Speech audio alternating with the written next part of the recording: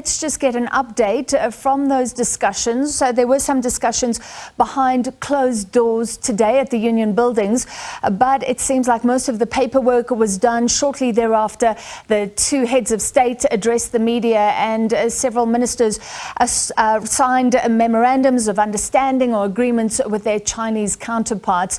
And this is all about bringing these two nations closer together. Hopefully, we'll get some more trade out of it. Let's speak now to our international editor, Sophie Mokoena. Sophie, the Chinese president talking about South Africa playing a greater role on the global stage. That must be positive. Yes, indeed. But you know, South Africa is no stranger to global arena.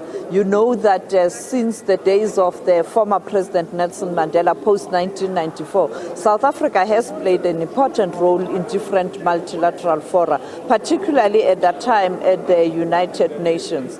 And therefore, you know that then his successor, former President Thabo Mbeki, a strong push with the current leader of Brazil, President Lula, on the issues of the South-South. Who can forget the IPSA?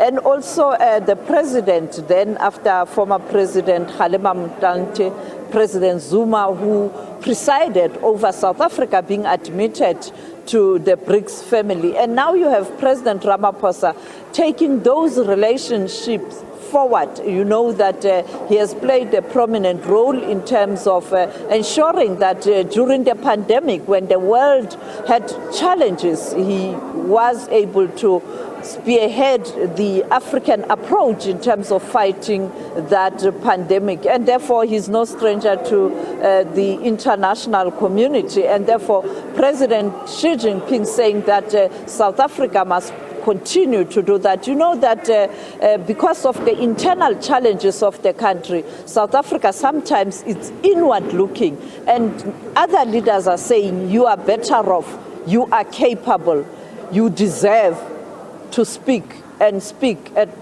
different multinational fora. And I think the president was talking about the transformation of the United Nations Security Council. You know that South Africa is one country.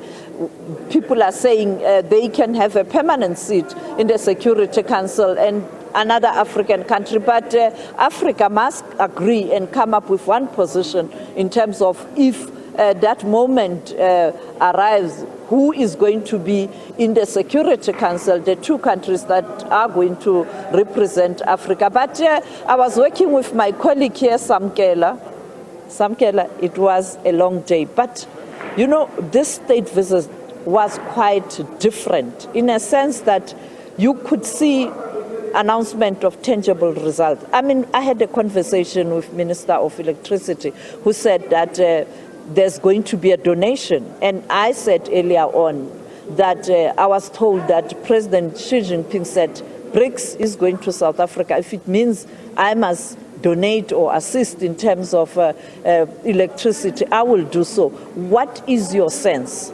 The sense is that there is a huge importance and reliance on the Chinese Republic to help South Africa in getting rid of this electricity crisis that we currently have. About 2 months ago, the Minister of Electricity, Dr. Cyril Ramaphosa, was in China to try and find solutions to the energy crisis. The Chinese have now made available a donation of equipment up to 170 million rands worth of equipment in gas, in renewable energy, in inverters, in solar panels, in order to try and eradicate load shedding and to shield public facilities such as hospitals, such as clinics, away from load shedding in those renewable energies that will be used within that particular space. There is also an additional facility of 500 million rands that has been made available to the utilization by the South African government in order to eradicate load shedding. And that is one of the main emphasis the Minister of Electricity has focused on, in saying that you must have a pointed approach in resolving the crisis of all of the 84 generating units within Eskom and also the renewable energy that needs to be brought on stream.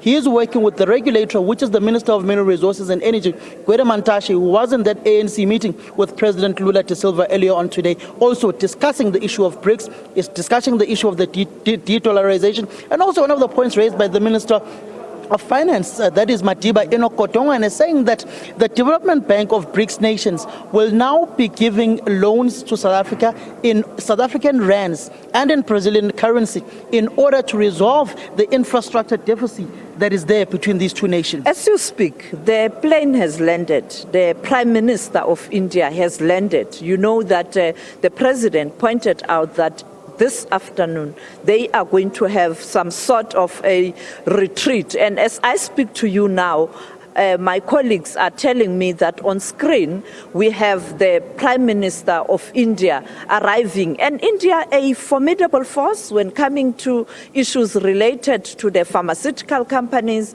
and also during COVID-19, strategic country, India, as we move towards now the start of the BRICS summit. It's going to be very interesting, particularly knowing some of the discussions that are ensuing within the background, what they're discussing, how they go about the various modalities of the BRICS formations, and the importance of India within this BRICS family, and knowing that this retreat this afternoon, these four leaders of these five nations, not knowing whether President Vladimir Putin will be on a virtual platform, which they did say that he will be engaging on a virtual platform to engage with them on the way forward, and how BRICS will be reconfigured in how many nations will be brought in, what is the reconfiguration of BRICS, what is the modalities of how it's going to look, and also the de-dollarization. That is going to be a key topic on how these countries trade amongst themselves in their own currencies and not using the dollar, and knowing the relations, the historical political relations between India and South Africa, the Indian Congress movement, you go to the political formations in India and the relations they have with South Africa, and also President Lula. He met with the ANC delegation this morning. It's going to be interesting on how this retreat finally pulls out, and there is going to be a lot of geopolitics, economy, and also the energy crisis within South Africa. As we speak, I'm told that the doors have been opened of the plane of the Prime Minister of India.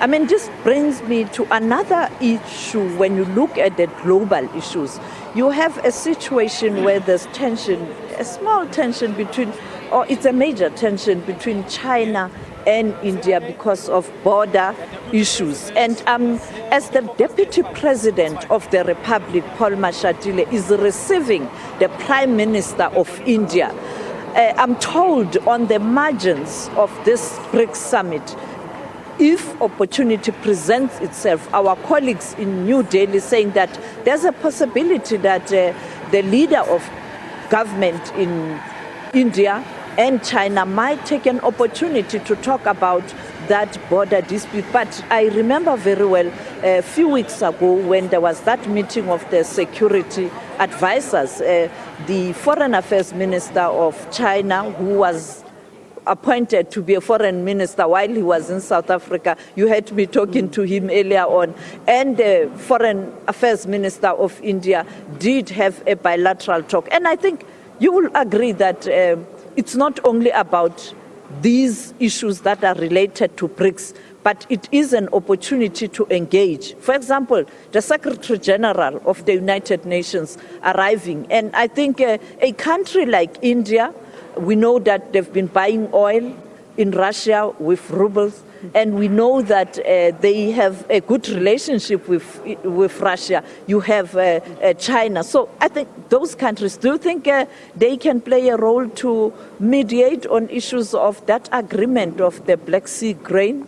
Not just those particular countries trying to resolve the crisis that is there between India and China. You will also find President Ramaphosa. You heard President Xi Jinping and President Ramaphosa speaking and saying that no matter how the world may change globally, these two nations will always find a way of fostering a relationship and working together. And knowing the non-aligned stance that South Africa has taken, one would also assume that non-aligned stance does not only reflect on the world superpowers that may be out there, it also may look into the different balance of forces within the BRICS nations, and knowing that Russia and China are two dominant figures within the BRICS establishment with the two biggest economies within BRICS, it is no surprise that President Ramaphosa will try and also mediate between India and also Russia and those two nations themselves. And China. And those two nations themselves, India and China, will have that sidebar discussion amongst themselves to try and resolve that border crisis.